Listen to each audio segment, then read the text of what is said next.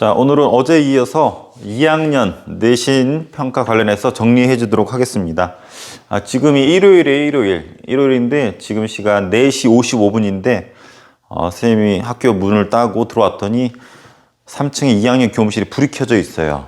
보니까 우리 선생님 좋아하는, 되게 좋아해요, 이승우 선생님께서 여러분 위해서 또 열심히 뭔가 준비하고 계셔요. 그래서 선생님이 올해 느끼는 부분은 2학년 선생님들 되게 여러분들 위해서 헌신적으로 많이 가르쳐 주려고, 여러분을 좀 더 성장시키려고 노력을 하는 것 같아서 선생님 되게 2학년 부장으로서 되게 좋은 것 같아요. 선생님도 어제에 이어서 오늘도 선생님 개인 시간 쪼개서 완벽하진 않지만 여러분한테 좀 도움이 되고자 조금이라도 알려주고 싶어서 정리하는 부분이니까 꼭 한번 반복해서 여러 번 봐서 여기다 살 붙이면 100점 맞을 수 있으니까 오늘 설명 잘 듣고 내신 딱 일주일 남았죠? 일주일 남았으니까 돌아오는 월요일부터 제대로 좀 복습, 일주일만 공부해도 100점 맞을 수 있어요. 제대로 이 설명 잘 들으면은. 근데 한 번만 들어서는 안 돼요. 여러 번 반복해서. 그래서 공부하면 100점 맞을 수 있으니까 포기하지 말고 잘 따라오면 좋을 것 같아요. 자, 우리 제일 처음 배웠었던 것이 역사란 무엇인가 였어요. 두 가지로 나눠진다 그랬어요. 사실로서의 역사, 기록으로서의 역사. 이건 있었던 그 사실 그 자체. 이것은 역사가가 자기의 생각을 집어넣어서 주관적으로 쓴 역사죠. 자, 일요일 날 이승우 선생님이 5시까지 학교에 있었다. 사실로서 역사죠. 있는 그대로를 쓴 거니까. 근데 이렇게 썼어요. 일요일 날 5시까지 참 듬직하고 이쁘시고 책임감이 강하신 이승우 선생님께서 여러분을 위해서 열정적으로 학교에서 일을 하셨다. 기록으로서 역사죠. 생각이 들어갔죠. 듬직, 이쁘고 믿음직스럽고 책임감 강하시고 이런 생각이 들어가면은 기록으로서 역사. 사료라는 것은 얘기해 줬을까요? 강아지나 우리 야옹이들이 좋아하는 게 아니에요. 이름만 같은 거고, 역사의 재료다. 역사를 쓸 때 뭘 가지고 쓸 거 아니에요? 어떤 건덕지. 그 건덕지를 사료라고 보면 돼요. 남아있는 어떤 물건, 유적, 장소, 사진, 영상. 최근에 이런 것들도 사료가 되고 있죠. 지금 찍고 있는 이 영상, 여러분이 나중에 여러분 아들이 여러분 나이 정도 됐었을 때 이걸 보여주면은, 나의 아버지는 이렇게 잘생긴 역사 선생님한테 수업을 받았구나, 이렇게 유머러스한 선생님한테 수업을 받았구나 알 수가 있겠죠. 머리 스타일은 이렇고 말은 약간 어눌하고 글씨는 좀 안습이고 이런 부분 알 수 있잖아. 그래서 요새는 이런 부분이 잘 되어 있죠. 그래서 이런 부분은 과거를 알 수 있게 해주는 모든 것들을 사료라고 합니다. 지금 오늘은 웬만하면 선생님이 2학년 4반에서 수업을 하는데 3반에서 어제랑 오늘 이어서 했어요. 그래서 여기 바닥에 어제 칠판 닦고 갔었어도 바닥에 막 분필 몇 개가 떨어져 있어. 이거는 선생님이 열정적으로 수업하다 보니까 분필이 자주 부러져요. 어제 필기는 흔적들이 남아있는데 3반 효주쌤 미안해요. 오늘 깨끗이 닦고 갈게요. 자, 인류의 진화 과정 한 문제 정도는 시험에 나오겠죠. 그래서 요 순서대로 나온다라는 거 우리 이미 복수 많이 했죠. 그래서 최초의 인류 오스트랄로피테쿠스 아파렌시스, 그래서 두 발로 걸어다니고 도구를 썼다는 특징이 있고, 호모 에렉투스 불과 언어를 썼고, 베이징인, 짜와인, 자바라고도 합니다. 이런 사람들이 대표적이라고 합니다. 네인달레탄레시스 시체 매장을 하면서 사후세계에 대해서 생각을 했고, 호모 사피엔스, 여기 인간이라는 뜻이고 여기 슬기롭다는 뜻이죠. 슬기로운 인간. 그래서 동굴에 벽화를 그렸고 크로마뇽인으로 대표되는 인종 호모 사피엔스. 그전에 선생님이 요거 강조한 적 있었을 거예요. 호모 에렉투스, 허리가 고추선 인간. 고추가 쓴 게 아니고 허리가 고추선 인간. 그래서 손이 자유로워지면서 불과 언어를 쓰면서 이런 사람들이 대표적이라고 그랬었죠. 허리가 완전히 고추선 인간, 불과 언어를 썼다. 그래서 이런 부분 선생님이 강조했었을 거예요. 알아두기 바라고.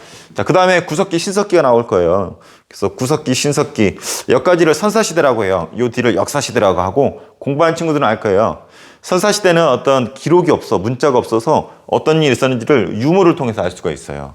근데 요 뒤에는 여기 청동기라 되어 있지만 이때는 문자가 쓰입니다. 그래서 기록이 있기 때문에 역사시대라고 불러요. 선사시대, 역사시대. 요거는 선생님이 설명 안 했기 때문에 시험에 내진 않지만은 상식으로 알아두세요. 문제집에 따라서 나와. 그래서 구석기, 신석기 비교하는 거 선생님 출제했어요. 둘 다 석기시대죠. 그래서 도를 쓰지만 다듬는 정도에 따라서 뗀석기냐 간석기냐 이렇게 부른다고 했었죠. 뗀석기 툭 쳐서 띄어져 나온 석기, 간석기 가른 거. 좀 더 정교하고 빠른 동물, 작은 동물을 잡기 위해서 쓰이게 됐죠. 그래서 구석기는 뭐 막집을 지었다라든지 뭐 동굴이라든지 뭐 바위 그늘이라든지 뭐 이런 부분, 뭐 평등 생활했었고, 그리고 이동 생활했었고, 뭐 채집, 뭐 사냥, 뭐 이런 단어들 많이 들어봐서 알고 있죠. 근데 신석기의 큰 특징 이거 꼭 알아두세요. 농경과 목축이 드디어 시작이 됩니다. 농경이 농사예요. 그럼 씨 뿌리고 어디 갈 수가 없잖아. 정착을 해야 되죠. 목축, 그 옆에 가축도 키우는 거야. 옛날에 사냥을 해서 잡으러 다녔는데 이제 농사 때문에 돌아다니지 못하니까 옆에 동물을 키우는 거죠. 선생님 텃밭이 있다 그랬잖아요. 텃밭, 선생님 집에 그 텃밭 옆에 강아지 키우기 시작했어요. 저희 곧 있으면은 옆에 닭도 키우려고 그래요. 그래서 선생님이 직접 역사교사로서 신석기 시대 체험을 해보기 위해 무엇보다 이 신석기 혁명의 이 영향을 몸으로 느끼기 위해서 선생님이 가축을 키우기로 했습니다. 조만간 선생님 좋아하는 요섭쌤 초대해가지고 요거 개똥도 좀 치우고 닭 좀 목 비틀어서 백숙도 한번 해먹으려고요. 기대하세요. 자, 그래서 농경, 목축. 그러니까 정착을 해야 돼. 이 농경과 목축으로 인해서 사람들이 머물게 되죠. 그리고 생산량도 많아지게 될 거고, 따먹는 것보다 농사를 짓기 때문에. 그러면 인구도 늘어나게 될 것이고, 그러면 집을 지어야 될 거 아니야. 이런. 그리고 농사 짓게 되면서 어떤 원시적인 신앙도 등장할 것이고, 이렇게 농경과 목축으로 인해서 일어나는 이런 모든 변화를 뭐라고 부르냐면, 신석기 레볼루션이라고 부른다라고 우리 배웠어요. 신석기 혁명. 아주 중요합니다. 그래서 이 관련된 거, 농경과 목축을 통해서 뭐 정착을 하게 되고, 움집을 지었죠. 그리고 또 뭐 했나요? 뭐 토기도 제작해야 되고, 또 뭐 해야 돼? 또 원시적인 신앙도 등장하겠죠. 우리가 알고 있는 신앙, 토테미즘, 애니미즘. 애니미즘은 어떤 자연물에 신이 있다고 믿는 거, 토테미즘은 동물을 숭배하는 거, 뭐 이런 거 배웠잖아. 그래서 움집은 강가나 바닷가 주변에 움집을 짓고 토기, 신앙생활, 뭐 토테미즘, 애니미즘, 그리고 가락바퀴 뼈바늘 이런 것들, 옷감도 만들어 써야 될 거 아니야. 뭐 이런 것들을 신석기 혁명, 뭐 신석기 혁명 영향 이렇게 얘기하는데 신석기 혁명을 중심으로 꼭 정리해 두세요. 자, 여기까지가 선사시대라고 했어요. 그 뒤에는 목소리가 잘 들어가는지 체크해보고 할게요. 선생님이 1시간 넘게 쭉 찍었다가 나중에 목소리 안 들어가면 선생님 울지도 몰라요. 선생님 마음이 약해가지고 죽을지 몰라. 그래서 한번 확인해보고 넘어갈게요. 자, 다행히 목소리가 잘 들어갔습니다. 자, 역사시대, 청동기 시대가 역사시대 시작인데 우리 그 다음 배웠던 것이 문명이었어요. 문명. 문명의 특징, 청동기 시대를 배경으로 하고 큰 강을 끼고 있습니다. 이 지도 우리 봤었을 거예요. 4대 문명 배웠죠? 4대 문명, 그 다음에 서양의 뿌리라고 할 수 있는 요 애기 문명까지 해서 5개 문명을 선생님이 간략히 핵심만 단어를 나열해놨어요. 여기 있는 것만 달달달 외워도 80점 나올 것 같아. 자, 먼저 황허강. 자, 여기 큰 강을 끼고 있는 게 특징이라고 그랬어요. 그래서 황허강을 끼고 있는 중국 문명, 인더스 강을 끼고 있는 인도 문명, 그 다음에 유프라테스 강이랑 티그리스 강 사이에 있는 메소포타미아 문명, 비옥한 초승달 지역이라고도 한다고 그랬어요. 나일강을 끼고 있는 이집트 문명, 그 다음에 이 지중해, 이건 뭐 강은 아니지만 지중해 주변에 있는 해양 문명이었던 에게 문명, 이렇게 5개 구별해서 정리하면은 공부하기가 참 편합니다. 자, 그 중에 먼저 선생님 우측부터 설명을 할게요. 편의상. 중국 문명이에요. 황허강에서 시작이 되었는데 중국 최초의 왕조는 상나라입니다. 상나라. 상나라의 큰 특징은 점을 쳐서 정치를 했어요. 점을 쳐서 거북이 등껍질, 배딱지 이런 데다가 기록을 했다고 그랬죠. 그래서 그 점괘를 통해서 정치를 한 것을 상나라의 뭐 신정정치 이렇게 표현을 하는데 이 기록이 갑골 문자가 그랬었죠. 역시 한자의 기원이 된다고. 그래서 상나라는 이 점을 쳤다는 부분과 갑골 문자의 기원이 되었다는 것을 꼭 기억해줘도 되고, 두 번째 등장하는 왕조가 주 왕조예요. 주나라. 주나라는 봉건제를 실시했는데 이 봉건제 개념을 꼭 알아둬야 돼요. 왕이 중앙을 다스리고 넓어진 지방은 자기가 믿을 만한 피를 나는 제후한테 나눠줬다 그랬죠. 근데 이 관계가 혈연 관계였었어요. 피에 의해서 친척한테 제후로서 땅을 나눠줬지만 이 순간엔 좋았지만 시간이 지나면 이 혈연 관계가 약해진다 그랬죠. 그래서 딴 생각을 먹게 되죠. 그래서 중국이 쪼개지게 되는데 이 시대를 춘추 전국 시대라고 한다 그랬어요. 근데 춘추 전국 시대는 철기가 본격적으로 쓰이기 시작하는 시기예요. 원래는 청동기에서 시작했다 그랬잖아요. 청동기 쭉 가다가 철기가 쓰이면서 생산량이 급속히 늘어나요. 철제 농기구, 지금도 철제 농기구 쓰잖아. 생산량이 많아지게 되고 전쟁이 활발해지면서 이 쪼개진 중국을 통일하기 위해서 서로 경쟁을 하던 약육강식 시대입니다. 그래서 서로 능력자들을 데려오려고 하죠. 그래서 이때 능력자들을 제자백가라고 합니다. 수많은 학자들을 불러 모으고 여러 학파들을 끌어오려고 노력했던 거예요. 이런 것을 제자백가라고 합니다. 야, 스승님도 마찬가지야. 스승님 2학년 부장이잖아. 2학년 부장인데 여러분을 위해서 어떠한 2학년 담임 선생님들이 오시면 좋을까 해가지고 고민해가지고 선생님이 선택권이 많지는 않았지만 지금 선생님이 이렇게 같이 하게 된 선생님들, 우리 학교에서도 알아주는 최고의 엘리트 선생님들이에요. 뭐 똑똑한 것뿐만 아니라 열정, 선생님 못지않게 어디 가도 꿀리지 않을 정도의 최고 열정을 가진 선생님들이에요. 선생님이 제자백가를 보고서 다양한 유형의 선생님들을 조합을 해놓은 겁니다. 육아, 공자맹자, 예와 의로서 도덕 정치하자, 부드럽게. 우리 2학년 교무실은 어떤 선생님 이런 스타일일까요? 육아, 뭐 노주영 선생님, 효주쌤, 법가, 강하게 채찍으로 야 이 새끼야, 규칙 안 지켜, 법 안 지켜, 강하게 하는 한비자 스타일이죠. 한비자가 대표적인 학자고. 우리 교무실에 어떤 분이 계실까? 우리 교무실의 법가 스타일은 약간 딱 짚긴 어려운 것 같아요. 뭐 그다음 묵가, 도가, 병가 이런 게 있습니다. 하지만 요 두 개 정도는 꼭 비교를 할 수 있어야 될 것 같아요. 우리 학습지에 앞선 영상이 자세히 있으니까 꼭 비교를 하고, 이 법가를 수용한 진시황이 이 쪼개진 춘추 전국 시대를 통일을 합니다.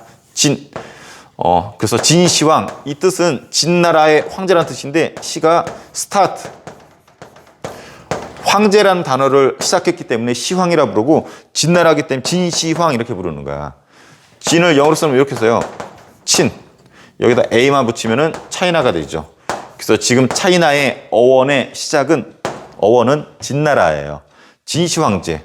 이 사람은 모든 것 통일시키고 싶어하는 통일 성애자야. 수레바퀴까지, 도랑형, 뭐 화폐, 뭐 이런 것들, 도로, 폭 이런 것까지 모든 걸 통일하는데 심지어는 사상까지도 통일하려고 그랬었어요. 대표적인 사건이 분서갱유. 진시황은 법가를 통해서 통일했었잖아요. 법가 이외에는 다 탄압을 했는데 대표적인 게 유가를 탄압을 합니다. 그래서 분서, 책 썼잖아요. 책을 불태워버려. 어떤 책일까요? 유교책은 불태워버려요. 그리고 갱유, 유교 학자들을 깽, 땅 파가지고 생매장시켜서 죽여버렸어요. 그래서 분서교육 알아두세요. 분서교육은 진시황이 유가를 탄압하면서 혹은 유교를 탄압하면서 벌인 행위다. 그리고 군연제를 실시합니다. 피에 연연했더니 시간이 지나면은 붕괴된단 말이야. 그래서 지방에 자기가 믿을 만한 관리를 파견해서 중앙에서 직접 컨트롤을 합니다.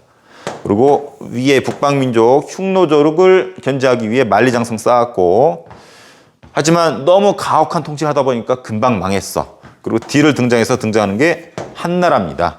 우리 알다시피 우리 유방과 항우랑 싸웠었죠. 그래서 유방이 이어서 한나라의 시조가 됐고, 중요한 건 한무제예요. 군연제를 확대 실시했고, 아까 탄압받았던 유교 있죠. 유교를 국가 이념으로, 국가 종교로 확정을 지어요. 그리고 비단길을 개척을 합니다. 흉노 견제하기 위해서, 기억나요? 장건이라는 사람을 대월지에 보냈다가 우연찮게 발견된 길, 비단이 오고 가는 그 길, 비단길이 개척이 되었어요. 그리고 흉노를 정벌했고 고조선은 아예 멸망시켜버렸어요. 우리 입장에서는 나쁜 시키지만 역사적으로는 아주 유명한 사람이에요. 그리고 전매제, 소금, 철 같은 것을 국가가 독점하면서 재정 확보를 통해서 다양한 활동을 할 수 있는 경제적인 기반을 마련했죠. 한 문제 알아두고, 자, 선생님이 몇 번 물어봤었을 거야. 중국인들이 자기네 문화의 뿌리로 뽑는 것이 이 한나라입니다. 이게 한족할 때, 중국의 한족할 때 한자예요. 우리 장기에서 볼 수 있죠. 이거예요, 이거. 그래서 얘네들 문화가 되게 융성했어. 훈구학이라는 유학이 발달했고, 특히 이 사마천의 사기. 사마천이 내가 봤을 때 우리 역사에서 제일 불쌍한 것 같아. 거시기가 잘렸죠. 그래서 선생님 썸네일 보면은 이거 있잖아. 이거 어떤 친구 2명이서 그 리얼한 그 얼굴 표정을 캡처해가지고 채널을 만들었더라고. 사생팬 이름 비슷한데 무슨 사생 해가지고 난 깜짝 놀랐네. 가봤더니 선생님 얼굴이 여기저기 도배가 돼 있는데 기분이 좀 이상해. 뭐 연예인 된 것 같기도 하고 약간 기분이 좋은 건지 안 좋은 건지 모르겠지만 선생님 관심 가져주니까 좋긴 한데 모르겠어요. 좀 너무 약간 안전적으로 뭐 이미지를 만들지 말고 이쁘게 좀 해주세요. 자, 농담입니다. 그래서 사마천의 사기 기억해두고, 재지술은 종이 만드는 기술인데 체륜이라는 사람에 의해서 개발이 됩니다. 그리고 불교가 여기 나왔던 비단기를 통해서 전래가 돼요. 그래서 이런 부분 중국인들의 뿌리로 뽑고 있다 한 꼭 기억을 해주세요. 넘어가도 되죠? 자, 바로 옆에 있는 인도 문명 가볼까요? 인도 문명은 인더스강에서 시작되는데 여기에 문명에 해당되는 도시들이 등장을 했어요. 하라파 모헨조다로라고 하는 도시가 있었어요. 문명이죠. 이 도시 이름 기억해줘야 됩니다. 근데 여기에 북쪽에서 아르야인이 쳐들어온다 그랬어요. 그래서 기존의 원주민들을 정복하고 지배하면서 자기들 중심으로 카스트 제도를 만들고 브라만교를 운영했다고 했어요. 특히 카스트는 중요하죠. 브라만, 크샤트리아, 바이샤, 수드라 해가지고 네 신분으로 만들어서 이 브라만이 종교랑 정치를 독점하면서 자기들의 어떤 기득권, 권력을 유지시켰던 제도가 카스트 제도고, 이 브라만 중심의 종교 생활을 하는 것이 브라만교입니다. 이 두 가지 꼭 기억을 해주고, 원래 여기서 끝났었는데 그 뒤에 이어진 부분 붙였어요. 인도 문명 이렇게 쭉 이어지는 거야. 그 뒤를 이어서 불교라는 종교가 등장을 합니다. 고타마 시타르타, 석가모니라고도 하죠. 보리수 나무 아래에서 깨달음을 얻었죠. 삶이란 고통스럽구나. 선생님이 어제 유튜브를 보는데 우연찮게 알고리즘이 날 글로 이끌었어. 어떤 어머니인데 어머니가 내일 돌아가셔요. 내일 돌아가시는데 영상을 남겨놨더라고. 아버지랑 아들이랑 어떤 친척이랑 친한 사람들이 와가지고 이제 내일 돌아가시기로 예정이 돼 있는 어머니한테 인사를 하고 기념사진 촬영도 하고 꽃도 갖다 주고 어머니 막 웃으면서 이렇게 마지막 인사를 하는데 느낌이 되게 이상했어요. 왜냐면 선생님도 경험이 있거든. 선생님 아버지도 돌아가시기 것이 예정이 돼 있었었고 선생님 장인어른도 작년에 돌아가셨었지만 돌아가실 게 거의 예측이 됐었는데 그 마지막 죽음을 맞이하는 그 순간에 선생님이 있었는데 그런 거 보니까 되게 여러 가지 생각을 하게 됐어요. 삶이란 찰나 되게 짧고 그리고 누구나 죽는 거구나. 나는 어떻게 살아야 될까? 삶이랑 고통일 수도 있겠구나. 뭐 그런 부분 여러 가지 생각을 했는데 내가 순간 고타마 시타르타? 석가모니? 기도 불교 같은데? 스님 같은데? 부처님 같은데? 나 천주교 신자인데 어떡하지? 뭐 이런 생각도 해봤어요. 그래서 고타마 시타르타는 삶이 고통이라고 보았어. 그래서 윤회한다고 봤죠. 얘기했죠. 계속 돈다고 이렇게. 그래서 전생에는 선생님은 옥타비아누스, 현생에는 박종민, 뭐 다음 생에는 지난번에 뭐 범수 아들로 태어난다 그랬는데 범수가 댓글 달았더라고. 감사하다고. 범수 아들 정도면 땡크 할 것 같은데 희도 아들도 괜찮을 것 같아요. 아니면 준교 부인으로 태어나 볼까? 박준교? 준교 정도면 괜찮은 남편감일 것 같아요. 준교 부인으로 태어나도 괜찮을 것 같아요. 준교 댓글로 좋다고 댓글 한번 써주면 진짜로 부인으로 태어날 용의가 있어요. 네, 선택은 없지만. 자, 윤회의 고통에서 벗어나는 것을 해탈이라 그러는데 불교에서는 그것을 가르치고 전파하려고 노력을 하죠. 뭐 소승불교, 대승불교 있는데 상식으로 알아두세요. 자, 그래서 이런 부분 불교의 특징이고 이 불교가 한나라 때 들어온다라는 거 서로 연결이 돼요. 특히 이 크샤트리아랑 바이사가 불만이 많죠. 얘네가 권력을 독점하니까 더군다나 나중에 철기가 들어오면서 철기는 크샤트리아랑 바이사가 성장하는 데 도움을 줘요. 그래서 얘네들이 이 불교를 지원을 해줍니다. 그래서 크게 되지만 결론적으로는 인도는 힌두교가 장악을 했죠. 이 왕조를 구별을 해줘야 돼요. 인도 하면 대표적인 이 세계 왕조 구별을 해줘야 되는데 최초의 왕조가 마우리아 왕조예요. 아소카 왕은 꼭 기억해 주세요. 아소카 왕은 영토를 확장시켰죠. 남쪽은 차지하지 못했지만 여기를 차지했죠. 그 중에서 여기 뭐라고 그랬어요?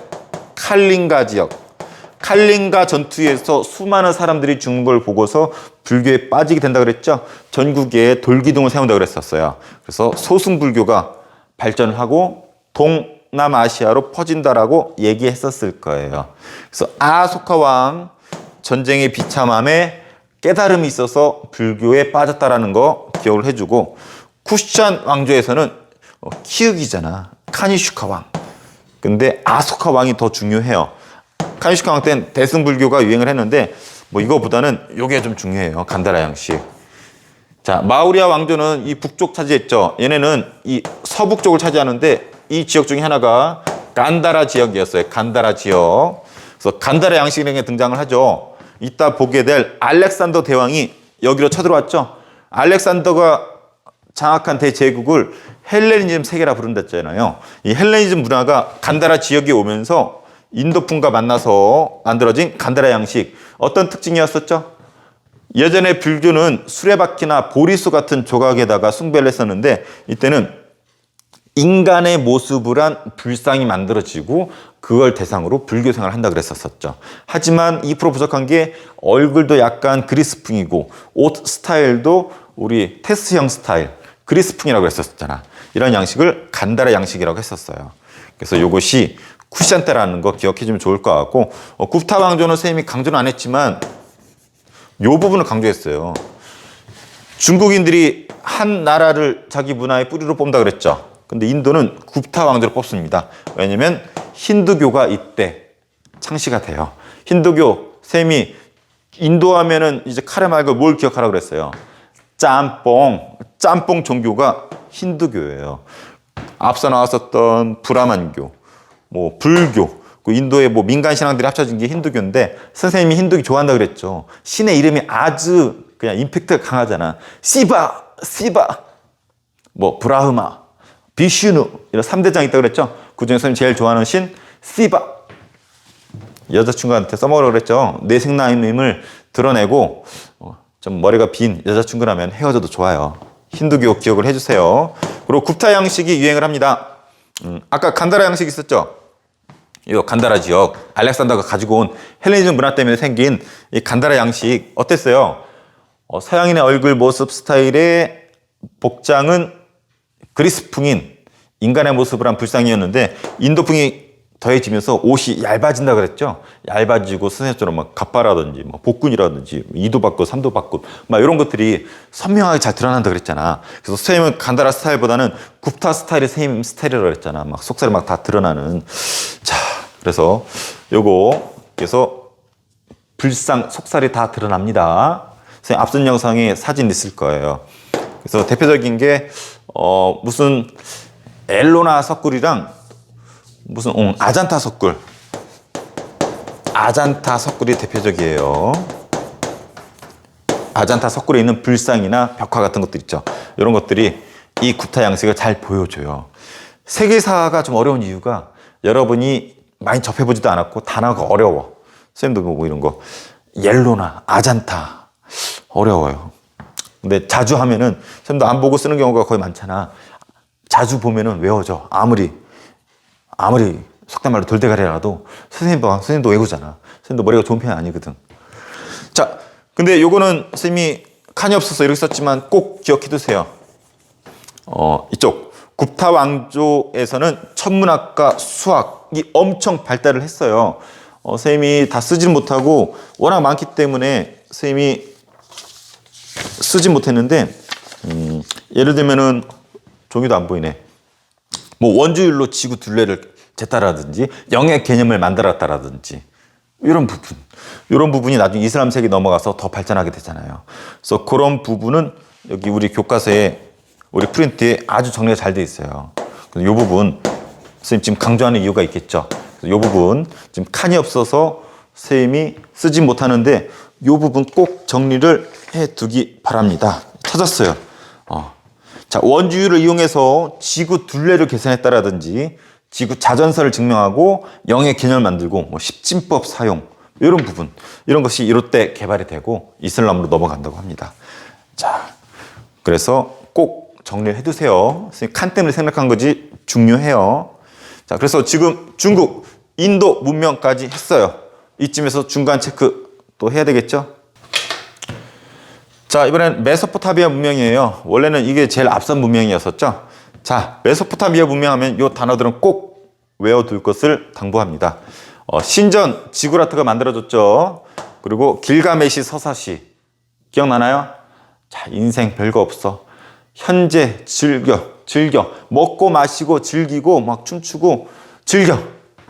왜? 이쪽은 좀 개방적 지역이기 때문에 이민족이 침입이 많다 그랬잖아. 언제 죽을지 모르기 때문에 현세적인 세계관이 길가메시 서사시에 잘 나와 있다고 했어요. 꼭 길가메시 서사시 교과서 구절을 읽어보세요. 그리고 이런 특징을 갖고 있는 거 메소포타미아 문명이고, 함무라비 법전의 특징 선생님이 두 가지 얘기해 줬을 거예요. 이에는 이, 눈에는 눈, 보복주의. 그리고 신분차별에 따른 차별적 적용이 있었었죠. 그래서 이런 단어들은 메소포타미아 문명이라는 거 꼭 기억해 두면 좋을 것 같고, 간단하네. 자, 이집트 문명 갈게요. 이집트. 여기가 좀 아까 개방적 지역이기 때문에 현세적인 세계관이 강했다고 그랬죠. 대표적인 게 길가메시 서사시 내용이었었고, 근데 이집트 문명은 뭐 바다라든지 사막으로 둘러싸여 있어서 이민족이 침입해보기 어렵다고 그랬어. 그래서 사후 세계, 죽은 이후 세계에도 관심을 갖게 돼요. 내세적 세계관. 그래서 뭐 이런 사례들. 죽은 다음의 세계를 준비하기 위해서 미라를 만들었고, 무덤을 만들었고, 그걸 지키는 스핑크스, 그리고 사자의 서. 그래서 이런 개념들 공통점보다 내세적인 세계관을 반영한 것이다. 꼭 알아두길 바랄게요. 그리고 이집트 문명의 특징, 태양력, 십진법, 상형문자, 파피루스 등의 상형문자를 썼었던 거. 그리고 이런 거 만들려면 토목 기술이 있어야 되겠죠. 그리고 미라 만들면 의학 기술, 이런 건축은 기하학적인 기술도 있어야 된다는 거. 그래서 이 두 개는 서로 상반돼. 그래서 비교가 자주 되기 때문에 특히 뭐 이런 부분은 비교해서 꼭 달달 외우세요. 내일부터 일주일 동안 요거 외우는 연습할 거예요, 쌤이랑. 자, 그래서 쌤이 이렇게 쓴 이유가 이 두 부분이 가깝잖아.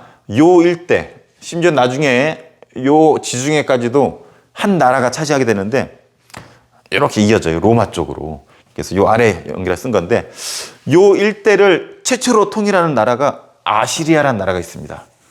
이 이집트 문명과 메소포타미아 문명 요 일대를 최초로 아시리아가 최초로 통일했지만 강력한 통치하다가 금방 망했다 그랬죠. 요 진나라처럼 강압적으로 통치하다 망하고, 뒤를 이어 아케메네스 왕조 페르시아가 등장한다 그랬어요. 요거는 꼭 알아두세요. 그 중에서 선생님 좋아하는 다리우스 1세 꼭 기억해 주세요. 다리우스 1세 아케메네스 왕조 중에서 다리우스 1세가 업적이 상당히 많아요. 다리우스 1세. 자, 다리우스 1세 하면은 중앙 집권적인 정치한다 그랬었잖아. 왕권 강화를 위해서 왕한테 모든 권력을 몰아줘요. 그래서 뭐 왕의 귀를 만들었고, 왕의 귀, 왕의 눈, 왕의 길, 이런 표현들. 그래서 이런 지방의 관리를 파견했는데 걔네들 감시하기 위해서 이런 감찰관들 만들었고, 빨리 가기 위해서 왕의 길을 만들었었다고 그랬죠. 그래서 역참제가 이 왕의 길에서 운영이 됐었다고 얘기했었어요. 그리고 아시리아랑 다르게 관용정책, 세금만 잘 내면은 많이 허용해줬다고 그랬었어요. 그래서 상당히 오랫동안 유지되었던 아케메네스 왕조 꼭 기억을 해주고, 이 내용들, 특히 다리우스 1세의 이 정책 꼭 알아두기 바랄게요. 자, 그 다음에 망하고 파르티아가 잠깐 있었다가, 중요하지 않아. 사사왕조 페르시아가 등장을 해요. 근데 이것도 별로 중요하지 않아. 근데 문제는 요 페르시아 얘네가 얘네를 계승했다라고 해가지고 왕조만 다르잖아. 그래서 이름 다른 왕조의 페르시아라고 불러요. 둘 다 페르시아야. 페르시아의 문화 부분은 시험에 잘 나와요. 얘네는 조로아스터교를 만들었죠. 창시자 조로아스터 이름을 딴 건데, 뭐 선한 신, 악한 신의 대결, 뭐 구세주, 뭐 부활, 천국, 지옥 뭐 이런 표현들 맨날 접하는 성당에서 접하는 것들이에요. 크리스트교. 그래서 요거는 크리스트교랑 크리스트교 친구인 이슬람교에 영향을 끼쳤다라고 알려진 조로아스터교 꼭 기억을 해주세요. 그리고 문화에서는 이 국제적인 성격을 잘 보여주는 게 페르세폴리스라는 게 있다고 그랬었잖아. 우리 교과서 사진 나오니까 꼭 확인해 주세요. 이런 기둥에 사자들 달려있고 기둥 있고 이거는 어느 나라 문화, 이건 어느 나라 문화. 이 앞선 나라들의 문화를 다 수용해가지고 만든 것이 페르세폴리스예요. 그래서 요거 꼭 알아두세요. 조로아스터교 페르세폴리스는 페르시아랑 관련 있는 문화재라는 거 꼭 기억을 해두세요. 자, 다음은 여기 했고 자, 요 지중해요. 지중해에 있는 요 뼈다귀 모양, 이 불알 모양, 요 부분 이탈리아라고 그랬었죠. 그러니까 요 일대, 지중해 일대에서 있었던 문명을 에게 문명이라고 해요. 에게, 요 네 개보다는 좀 작기 때문에 에게 문명이라고 합니다. 에게 문명. 근데 얘네는 금방 위치가 바뀌어. 좀 남부지구로 내려와가지고 뒤에는 산이 있고 앞쪽에 바다가 있는 이런 해양 문화가 형성이 되는데 조그만 도시 단위로 폴리스가 등장하는 그랬었잖아. 폴리스 도시국가예요. 그래서 대표적인 도시국가가 아테네, 스파르타라고 그랬었죠. 이 둘이 좀 뭐라 그럴까 분위기가 다르다 그랬지. 아테네는 좀 민주정이 발달을 했고 스파르타는 군인 정치가 발달했었다고 했어요. 영화 300을 보면 잘 나온다고 그랬었죠. 이 둘이 대표적인 거고 그 밖에 수많은 폴리스들이 있어요. 도시국가들이. 얘네들 다 싸잡아서 뭐라고 부르냐면 그리스 세계다라고 얘기를 해요. 그리스하고 아테네하고 다른 나라가 아니야. 얘네들의 연합 다 묶어서 그리스 세계라고 해요. 서로 언어도 똑같았었고 서로 유대감도 형성이 돼 있어서 4년 주기로 올림피아 제전 올림픽 대회도 했었대요. 그것이 지금 올림픽 유래라고 했었고 그래서 그리스 세계가 형성이 돼 있었어. 서로 동질감이 있었다라는 거죠. 우리 삼국시대 때 서로 같은 언어 쓰고 서로 교류했었던 것처럼 그와 비슷한 약간 다르겠지만 비슷한 개념이라고 보면 되는데 문제는 이 그리스의 이 아케메네스 왕조 페르시아가 쳐들어옵니다. 이렇게 쳐들어와. 이 전쟁을 우리 뭐라 불러요? 그리스 페르시아 전쟁이라고 부르죠. 이때 중심이 됐던 나라가 아테네예요. 그리스 중에서도 아테네. 그래서 그리스가 이기고 얘네가 패하는데 이때는 뭐 어떻게 해결을 했어. 근데 이제 아테네가 중심이 됐다 보니까 아테네 중심으로 이제 힘이 몰린단 말이야. 이걸 시기 질투했던 게 스파르타. 그래서 아테네 중심의 델로스 동맹과 스파르타 중심의 펠로폰네소스 동맹이 서로 전쟁을 하게 되는데 이것이 펠로폰네소스 전쟁이에요. 그래서 전쟁이 두 번 크게 벌어지죠. 그리스 페르시아 전쟁, 펠로폰네소스 전쟁. 펠로폰네소스 전쟁 지들끼리 그리스 내에서 싸운 거잖아. 그러니까 힘이 약해져. 이 약해진 찰나에 누가 쳐들어오냐면 그 유명한 알렉산드로스가 쳐들어온다 그랬었죠. 대왕이야. 알렉산드로스 대왕, 광기토 대왕, 정조 대왕, 세종 대왕, 종민 대왕. 나도 대왕이 되고 싶어요. 대왕의 꿈. 일찍 죽나? 알렉산드로스는 일찍 죽었다고 하죠. 뛰어난 우리 제왕들은 정조 대왕도 그렇고 일찍 죽는 게 좀 아쉬워. 일찍 죽고 역사에 이름을 남길까? 길고 오래 살면서 이름 남기지 않을까? 모르겠어요. 판단하세요, 여러분들도. 자, 알렉산드로스가 이 침체에 빠진 그리스 세계를 쳐들어오면서 장악을 하죠. 심지어는 이 아케메네스 왕조 페르시아도 알렉산드로스한테 망하게 됩니다. 그러니까 여기 격파시키고 여기 격파시키고 넓은 제국을 여기 서양이랑 아프리카 북부랑 동양 일부 이 동양과 서양을 아우르는 이 대제국을 만들었어요. 알렉산드로스가. 대단한 것 같아. 이 세계를 헬레니즘 세계라고 부른다 그랬어요. 헬레니즘 세계. 특징, 서양과 동양을 아우러서 대제국을 만들었다. 이거 하니까 떠오르네. 이거 정리 좀 해주세요. 자, 이 알렉산드로스는 이 넓은 제국에다가 알렉산드리아라고 하는 자기 이름을 딴 도시를 만들고 도서관을 만들었어요. 그리고 그리스인을 거기 이주해서 살도록 권장했었고, 그리고 그리스인들과 페르시아, 한마디로 서양 애들과 동양 애들을 결혼하는 것을 장려를 했어요. 그리고 정복지 동양에 있는 관리들을 그냥 등용을 했었고, 그리고 동양의 군주정을 그대로 수용을 해요. 이런 부분들 우리 교과서에 소개가 돼 있고 우리 학습지에도 자세히 정리가 돼 있어요. 이런 것들의 공통점이 뭐예요? 이거예요. 동양과 서양을 융합하려고 했었다. 내가 봤을 때 알렉산드로스 대왕, 아까 간다라 지역 갔었죠. 중국의, 아니지, 인도 지역이죠. 인도 간다라 지역 갔었잖아. 여기잖아, 여기 왔었다 그랬잖아. 여기서 등장할 정도로 알렉산드로스는 대단한 것 같아. 이름이 등장 안 하는 데가 없어.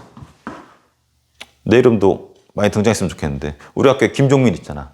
옛날에 선생님 대청고 있을 때 박종민이 나 말고 학생도 2명이 더 있었어요.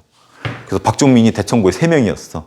선생님이 퇴근하려고 농구장 옆에 지나가는데 어떤 놈이 야, 이 박종민 개새끼야! XX새끼야! 그러는 거야. 순간 확 놀라고 확 쳐다봤더니 또 다른 학생 박종민이 지나가고 있는 거야. 그러니까 걔 부르는 거를 욕을 해가지고 친근감 표시로 불렀던 건데 공교롭게 선생님이 또 다른 박종민이 지나가면서 날 부른 줄 알고 선생님 당황스러워가지고 막 어떻게 불러가지고 막 졸라게 팼지 막. 그런 경우도 있더라고. 근데 이제 박종민은 좀 우리나라에서 유명하지는 않고 김종민이 유명한 것 같아. 1박 2일에 김종민 있잖아. 그 바보 스타일로 나오지만 되게 똑똑한 사람인 것 같아. 공주가 고향인 걸로 알고 있는데 참고로 김종민이랑 선생님이랑 친구예요. 그리고 선생님 축구했었잖아. 이동국하고 선생님 친구고. 진짜 친구냐고? 나이만 동갑이에요. 근데 왠지 되게 오래 봐서 난 되게 친해 보이는데 걔네들은 날 잘 몰라. 자, 넘어갈게요. 이동국 그 나이에 그렇게 축구하고 김종민 굴지 그 정도는 굵고 오래 가잖아. 대단한 것 같아. 친구들 화이팅. 자, 선생님도 종민 선생님도 화이팅. 선생님도 오래 가고 싶어요. 어디 했냐? 요 부분 짬뽕 얘기하다 말았네. 짬뽕. 쌤이 중국 애들, 인도 애들은 이제 바꾸라 그랬죠. 카레가 아니라 짬뽕을 더 유명하게 해야 된다고 막 섞었잖아. 이것도 섞고, 이것도 섞고. 얘네들 막 섞는단 말이야. 근데 알렉산드로스가 원정구 같아. 얘는 동양과 서양을 막 비비고 섞고 짬뽕 만들고. 그래서 요 사례들 꼭 기억해 주세요. 동양과 서양을 융합시키려고 했었던 사례라는 거. 근데 이 대왕이 죽고 나서 헬레니즘 세계가 무너지고 이것을 나중에 로마가 다시 통일을 하게 됩니다. 로마. 요 부분이 흐름이 여러분 헷갈릴 것 같은데 이렇게 정리하니까 좀 보기가 편하죠. 에게 문명에서 폴리스, 그리스 세계, 그 다음에 알렉산드로스에서 헬레니즘 세계, 그 다음에 로마 이렇게 쭉 이어지는 거예요.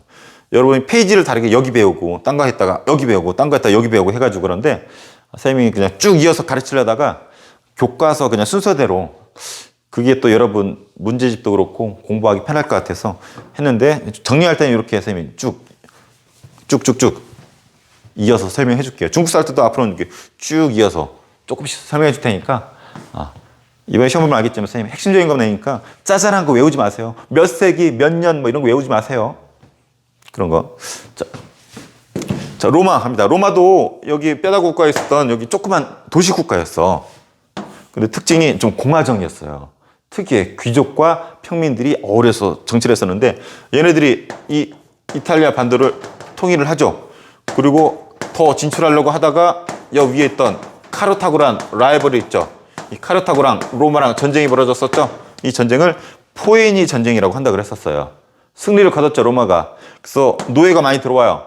노예가 들어오면서 이 노예를 통해서 귀족들이 농장을 경영을 하죠. 그리고 빼앗은 땅과 몰락한 농민들 땅을 가지고 땅을 더 크게 키운단 말이야. 이 대농장을 이 노예를 통해서 운영을 하죠. 이 대농장을 라티품 디움이라고 부른댔어요. 라티품 디움. 단어 어렵잖아. 이런 거 내겠어. 쓰라고 안 나오니까 이런만 익히세요.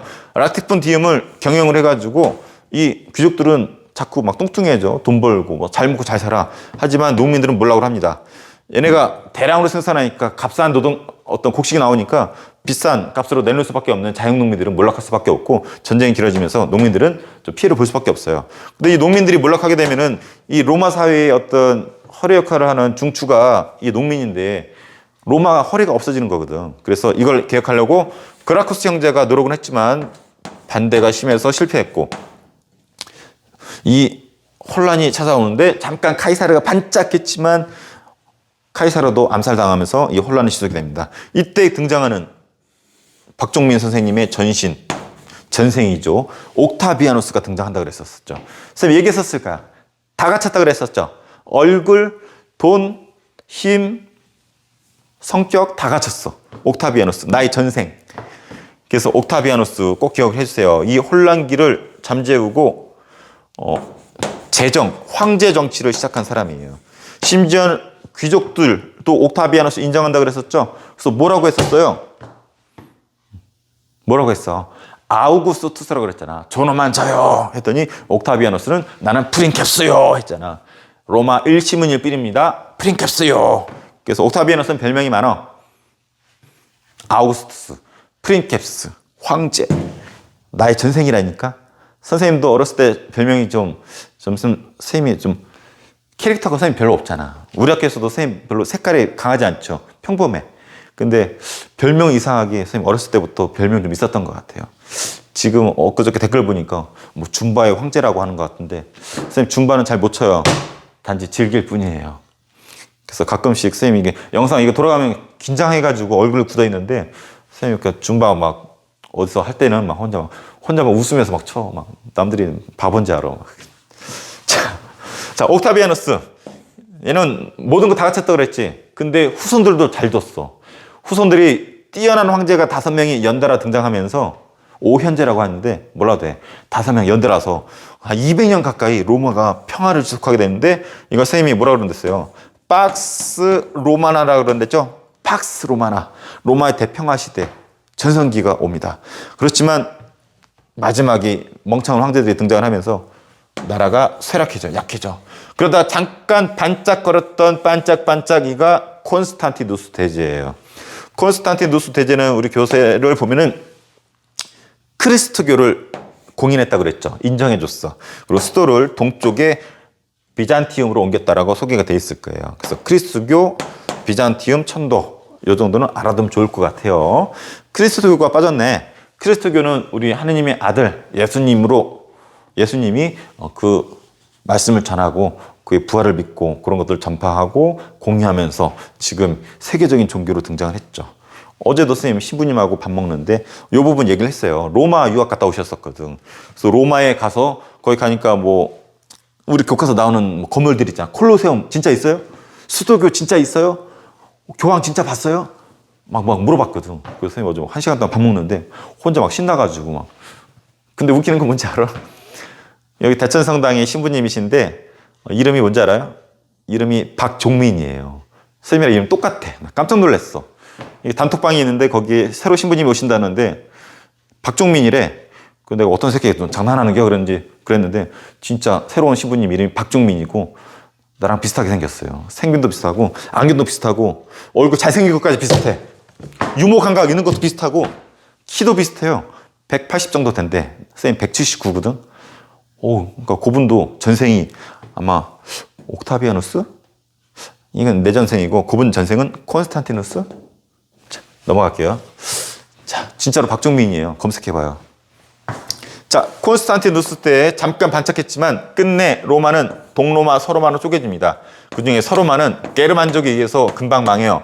하지만 동로마는 1000년 넘게 지속이 됩니다. 그래서 요 흐름 꼭 알아두셔요. 그리고 빠진 부분이 있어서 요거까지만 설명하고 끝낼게요. 자, 아테네 민주정치 정리해둬야 돼요. 자, 평민이 점점 부유해지면서 목소리가 커져. 정치에 참여하고자 하는 분위기가 계속 지속이 됩니다. 이때 솔론 재산 정도에 따라서 정치에 참여시키자라고 주장했다라고 선생님 설명해 줬어요. 클레이스테네스는 기억나요? 도편 추방제 실시한 거. 도자기 파편에 이름을 써서 독재할 만한 놈들 쫓아내자. 그리고 전성기는 페리클레스 때라 그랬었죠. 그래서 민회를 통해서 직접 민주정치를 행했던 것이 페리클레스라 그랬어요. 단 어떤 특징이 있었어요? 여자, 노예, 외국인은 정치에 참여할 수 없는 제한적이었지만 직접 민주정치라고 그랬었죠. 근데 우리 대한민국은 간접 민주정치라고 그랬어요. 인구가 많기 때문에 대표를 뽑아서 정치를 하죠. 우리 보령의 대표가 누구라고 그랬어요? 김태흠. 기억나죠? 오늘 아침에 선생님 뉴스 보다 보니까 김태흠이라는 국회의원 이름이 나오더라고요. 우리 보령의 대표예요. 그분이 이번 국민의힘, 지금 야당, 제1야당이죠. 국민의힘의 대표로 출마를 하시겠대. 아마 3번 연속 지금 국회의원을 해가지고 힘이 좀 있으신 것 같은데 그분이 우리 보령의 대표예요. 그분이 국민의힘의 또 당 대표로 이렇게 도전을 하시겠다라고 합니다. 자, 그래서 갑자기 생각이 났어요. 자, 그래서 아테네 민주정치 기억을 해두세요. 그리고 문화 파트도 워낙 이게 내용이 많잖아. 여기다 살을 약간 붙여. 자, 그리스는 인간 중심적인 문화라고 했어요. 그래서 그리스, 신들이 인간의 모습을 하고 있다고 그랬었죠. 그리고 여기서 우리가 꼭 기억해줘야 될 게, 요건 기억해주세요. 파르테논 신전. 파르테논 신전. 요게 그리스의 대표적인 조화랑 균형을 이루는 대표적인 건축물이라는 거. 그리스 가면, 아테네 가면 꼭 한번 보세요. 파르테논 신전 기억해주세요. 그리스. 그리고 그리스가 망하고 헬레니즘 세계가 온다고 그랬었잖아. 헬레니즘은 개인주의랑 세계 시민주의가 자리 잡는다고 그랬었죠.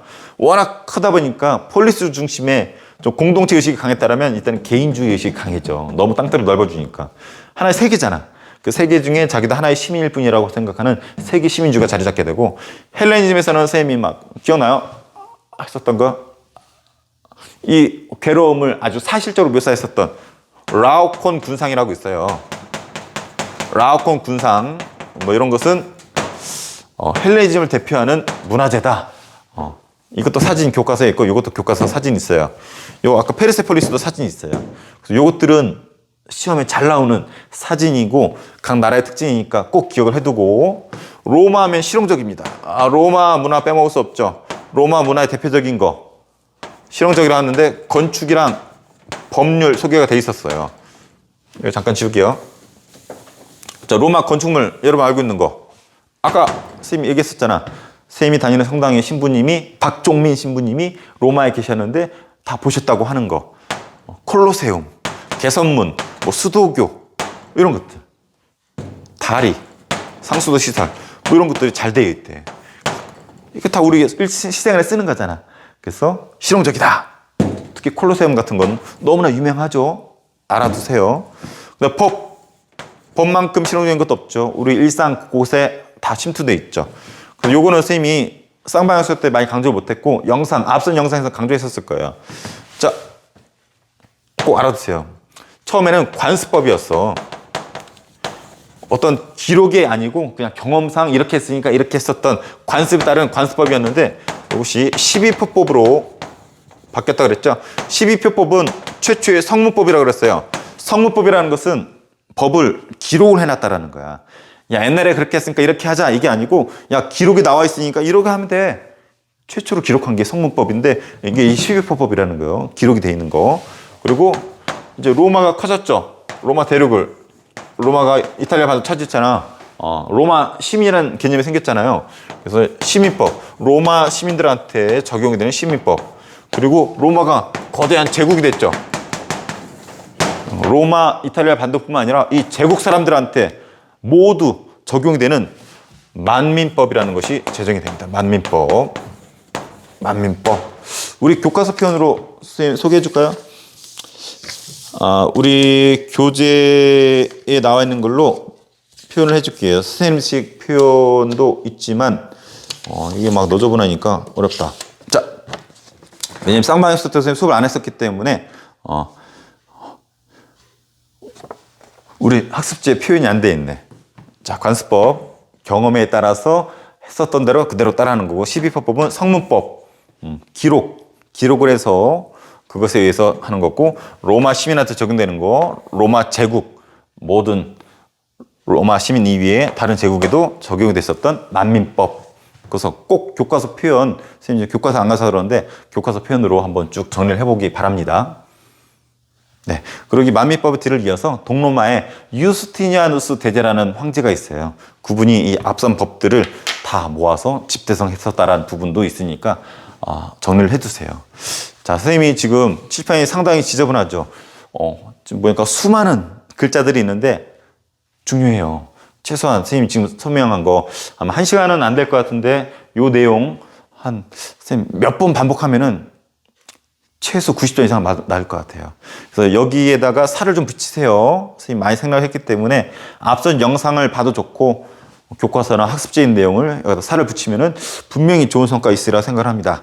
선생님이 수업 때 얘기했지만 여러분 초등학교, 중학교 통틀어서 내신으로 들어가는 최초의 아주 중요한 시험이기 때문에 여러분 진로를 결정하는데 엄청 영향력이 큽니다. 그렇기 때문에 꼭 준비 잘해서 좋은 성과 얻을 수 있도록 해요. 어제 3학년 영상 올렸더니 선배들도 좀 좋아하고 관심 있는 친구들은 벌써 다운받아가지고 막 벌써 몇 번 본 것 같아. 질문도 개인적으로 하고 있고. 그래서 요거 글자 자세를 안 볼 수 있지만 처음에 찍은 영상, 처음에 요거 바탕화면 사진을 찍어놨거든요.